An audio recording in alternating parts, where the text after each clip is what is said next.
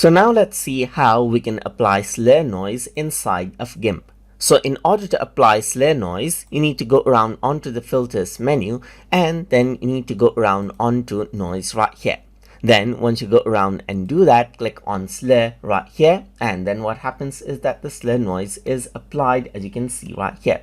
In the slur noise, you can see that the pixels actually gets squeezed down together, as you can see right here. So you can randomize out the pixels right here and repeat it out, and you can see that the pixel slurs out as if a water is washing down right here. You can work around with the randomness right here just like this, and work around with the opacity as well just like this. And you can also go around and then, let's say for example, lighten it and so forth, and work around with the blending modes as well as you like. So that is what you have, and you can see the before right here, you can see the preview, and you can see the after by utilizing the split view over here just like this as well. And this is what you have, as you can see.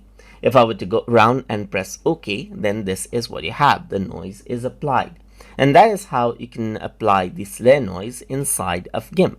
So I hope you guys learned something as always, and as always, please like, comment, share and subscribe.